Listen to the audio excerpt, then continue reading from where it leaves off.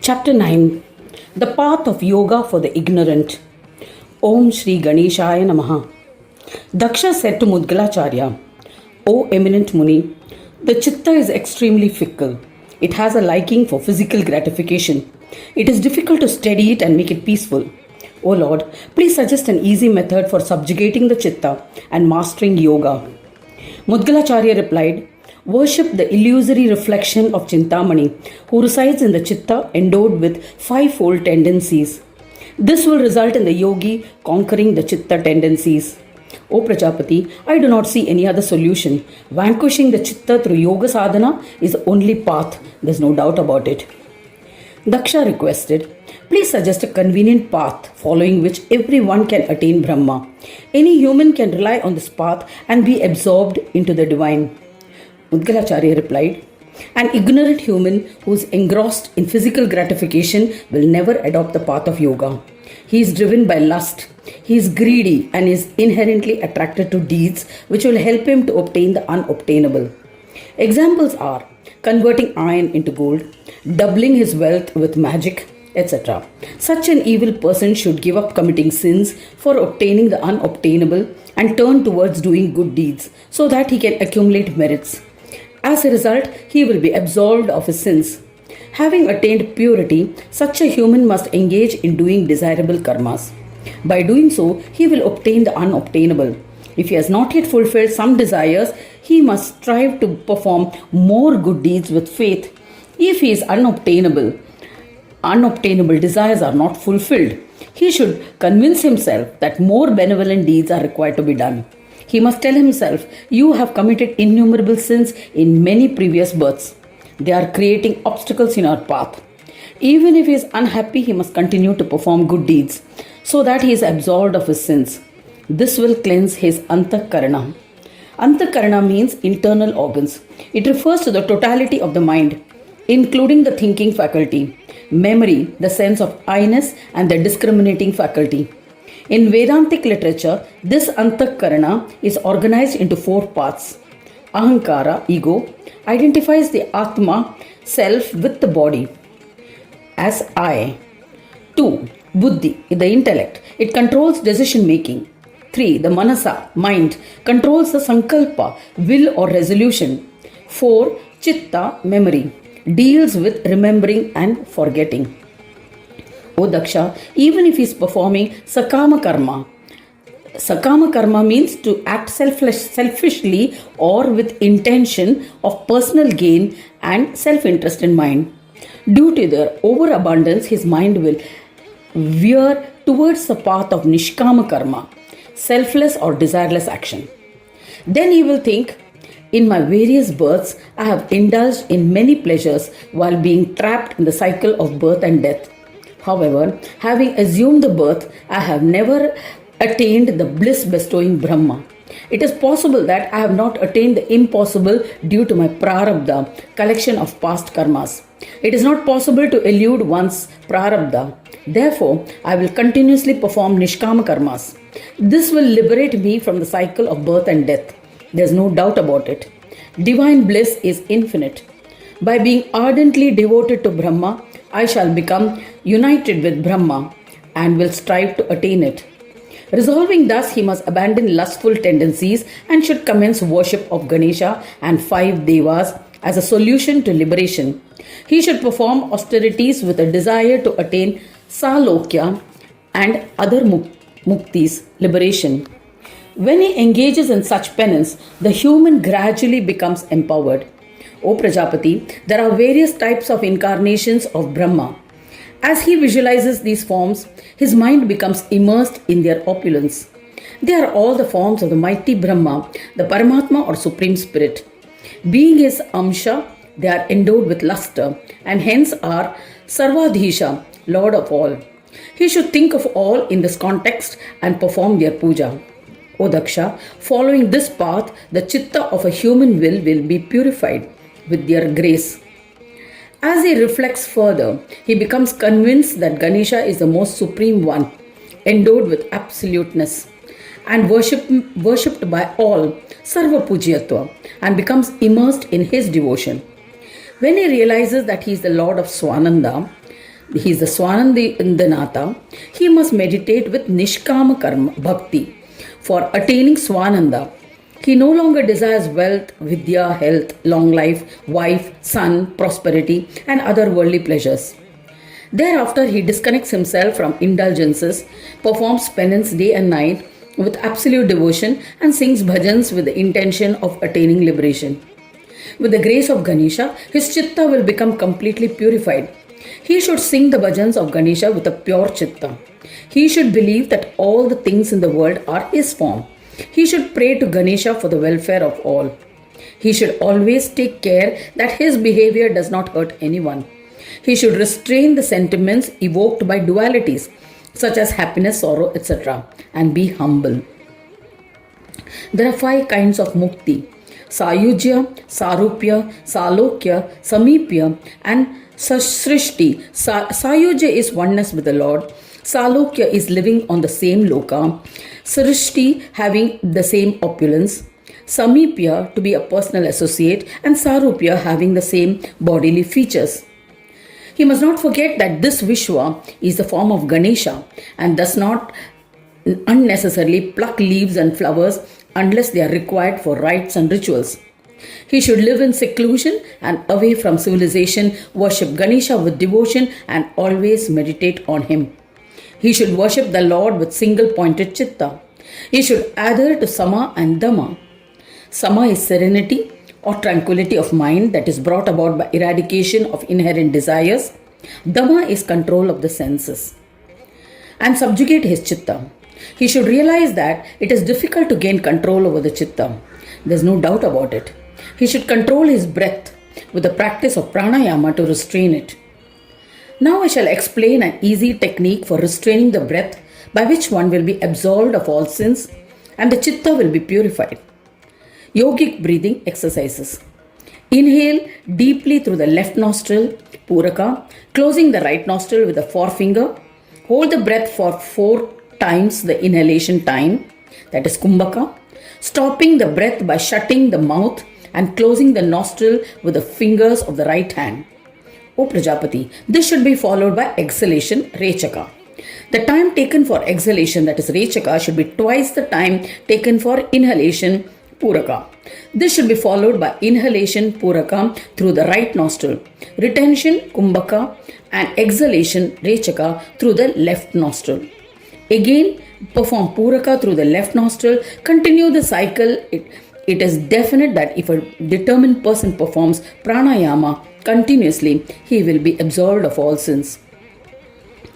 Inhalation to 4 counts, retention for 16 counts, exhalation for 8 counts. Pranayama should be practiced in this manner thrice a day. Do not stubbornly increase the retention phase. It may be harmful if the breath is held forcefully. By doing this, the breath that is held will seek release through the roots of the hair on the skin. This may cause skin diseases. There is no doubt about it. Nadi Shodhana or purification of the energy channels, Ida and Pingala Nadis, is also known as alternate nostril breathing or Anulom Vilom Pranayama. At the base of the navel, Nabi, are 3 energy channels. The Ida Nadi to the left and the Pingala Nadi to the right. And a 3rd central channel called the Sushumna. By exercising control over them, the path is cleansed or purified. The Apana Vayu is located at the base of the Nabi. It has a tendency to flow downwards and outwards. The Pranavayu is inspired by the nadis of an individual and flows upwards. The path of the Pranavayu is through the nadis. By retaining the breath during pranayama, its path is obstructed and the Vayu gets stabilized at its source. Yogis say that if the breath is retained for 12 short counts, Lagu Akshara, it is called Lagu Pranayama. If the breath is held for twice the time, it is known as Madhyama Pranayama. And if it is held for thrice that time, it is called Uttama Pranayama. If it is held for 4 times the count, then it is called Uttamottama Pranayama. A yogi must restrict his pranayama and apana vayu at its origin. By confining them, they flow towards their origin. When the vayu is restrained for the period of muhurta, that is 48 minutes, the nadi associated with the samana vayu is activated, that is balancing the air. She is referred to as Sushumna Nadi. Both Pranavayu and Apanavayu flow into her in an equal amount. They are united and become one form. This is recognized as the Samana Vayu. When this is achieved by the yogi, he becomes lustrous and a Siddha Yogi, accomplished, also known as Trikalagnya, meaning one who possesses the knowledge of the past, present and future. Once the yogi has established control over the prana and apana vayu, he can direct them wherever he wishes. Thereafter, the yogi in the state of meditation can pierce the 6 chakras with the help of vayu and can visualize the essence established in the chakras. O Prajapati, in this manner, the yogi, after piercing the 6 chakras, reaches the Sahasrara chakra, and piercing it can take the darshan of Gajanana, who is established there. This can be illustrated by an example of a rocket launching satellite. Once the fuel is ignited, it takes the rocket to a certain height.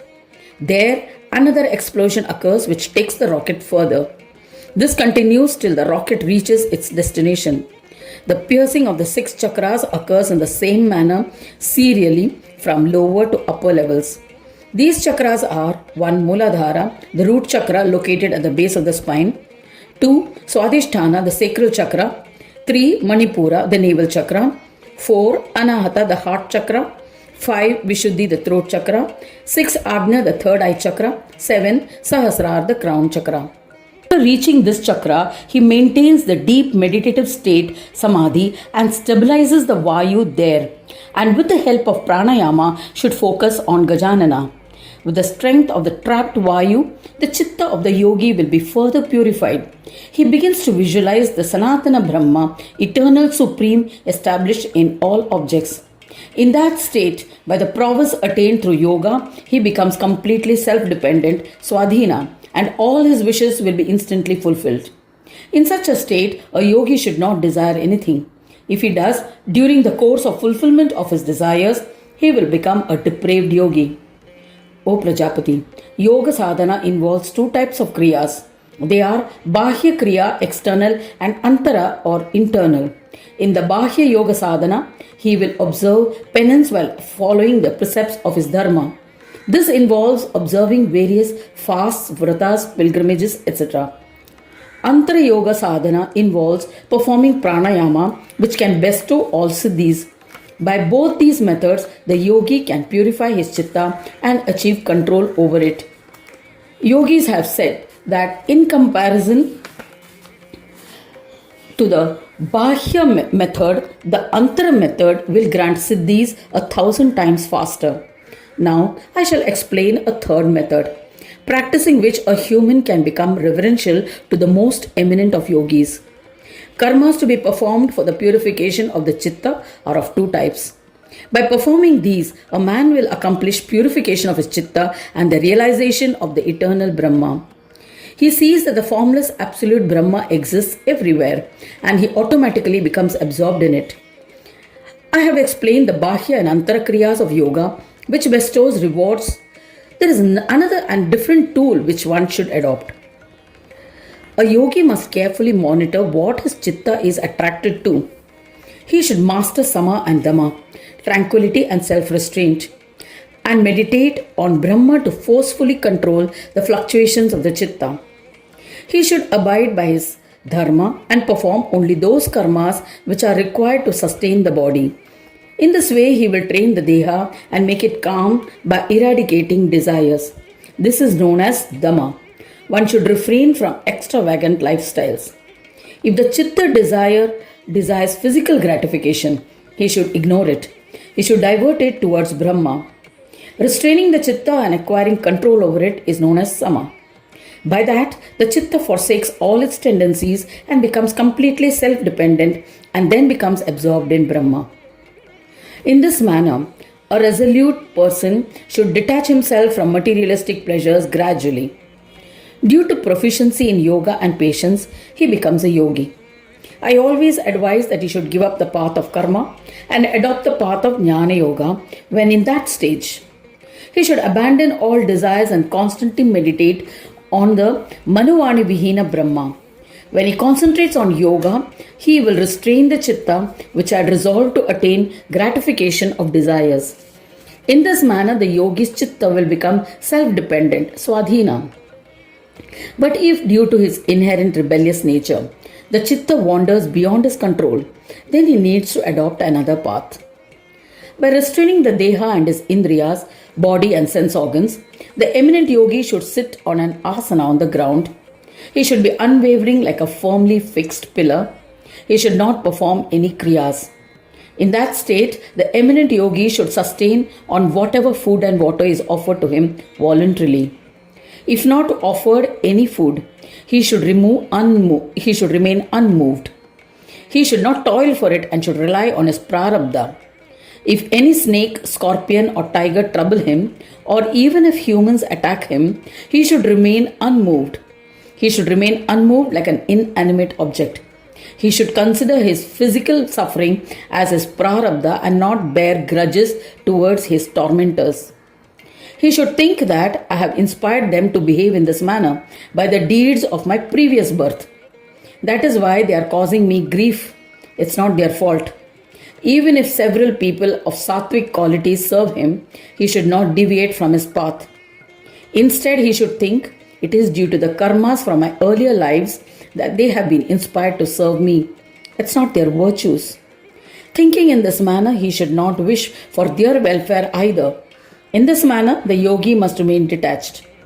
Thus, he should remain unaffected by all dualities of good and bad. O Prajapati, a yogi will attain control on his chitta within a short span of time and attain absolute peace. There is no need to do anything more. He need not do any other karmas, including meditation. By observing sama and dhamma, tranquility and self-restraint, a man becomes a yogi. He should contemplate only on Brahma. He should think, the Vedas have mentioned that Brahma is established in the heart. I wonder what the form of Brahma that exists in me is. A human should conduct himself by seeing the various kinds of Brahmas and forsaking the fivefold tendencies of the chitta. Thus he will attain peace in the end. After attaining peace, he should forsake his extraordinary jada state and behave as he pleases. He should remember that Chintamani, the driver of the fivefold tendencies of the chitta, resides in his heart, and he should restrain his mind and conduct himself peacefully. Chitta is one of the forms of the Supreme Lord. It can be easily explained. Planes, rockets, atom bombs, computers, memory chips are all scientific modern miracles.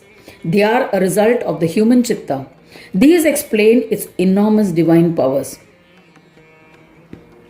It is definite that once he has taken the darshan of Brahma, experiencing Brahmanada or divine bliss, he will not derive enjoyments in other indulgences. He must always remain in a state of joy. O Daksha, even a sinner should practice yoga sadhana. In this manner, he will eventually become a yogi. Even though he may not be capable, he should at least harbor a desire to practice yoga. He should abide by the precepts of his dharma, and even while indulging himself, he should think of them as insignificant. By doing so, he will eventually ascend to Swananda Loka. After the darshan of Ganeshwara in the Loka, he will become accomplished in yoga. By assuming a body in the form of light, Jyoti Rupa, he will sing bhajans of Ganesha. Till the end of the kalpa of Brahma, till the time of annihilation, he will remain there, and thereafter he will merge into Brahma and become one with it. O Prajapati, if a person is not capable of doing this, he should abide by his dharma and perform all karmas as an offering to Brahma. By observing this Nishkama Karma Yoga, a human devoted to Brahma, blessed with the ascent via the Shuklagati after death and become one with the divine. If he is unable to be immersed in devotion to Brahma, he should forsake the rewards of the three types of karmas, namely Nitya, Naimittika and Kamya karmas. He will be considered accomplished in yoga. Gradually, as he forsakes his karmas, he will realize that I am Brahma, and in his next birth, he will be engaged in good deeds. In this life, he will engage in Nishkama Karma. In the next birth, he will become a Virakta Yogi, one who has renounced all worldly desires. In this way, after many rebirths, he will attain absolute peace. There is no doubt about it. A human should practice yoga sadhana step by step. This is why I have expressed the opinions acknowledged by all Shastras. Amongst all karmas, singing bhajans of Ganesha is the easiest option. All the Shastras agree that it is by doing so that one can become a yogi. Observing Lord Ganaraja's vrata, performing his puja, singing and listening to his kirtans are all capable of bestowing union with Brahma. Even if a human is absorbed in any work, he must remember Ganesha day and night so that in his final moments he will remember Ganesha. A human is reborn from the yoni of the object on which he contemplates during the final moments. As a result, he will ascend to Swanandaloka and stay there for a span of one Brahmakalpa, engage in the practice of yoga, and merges into Brahma. There is no doubt about it. One should remember Ganesha with reverence daily. As a result, Ganaraja will ensure that he is remembered in his final moments. Therefore, man should remember Ganaraja day and night. He will attain yoga by this act and in the end will be as accomplished as a yogi. Even if a licentious person continuously remembers Ganesha, he will effortlessly become a Virakta yogi like Shukacharya. For those who remember Vishnu, Shiva and other main devas and sing bhajans of Ganesha, the Lord will reside in his chitta and in his final moments will ensure that he remembers their respective deity. He shall ascend to the abode or loka of that deity. After ascending there, he shall indulge in the pleasures of that loka and be reborn on the earth. The Puranas have described that the jiva endowed with the three gunas is always engrossed in them. Thus, he is trapped in the cycle of birth and death. Therefore, Ganesha bhajans are considered the essence of all methods, leading an ignorant person to attain divinity. O Daksha, I have described with reverence the philosophy that helps an ignorant man to attain Brahma. Thus ends the 9th chapter titled The Path of Yoga for the Ignorant. In the 9th Khanda of the Purana Upanishad, Srimad Mudgal Puran, describing the legends of yoga. Dedicated to Sri Gajanana. End of chapter 9.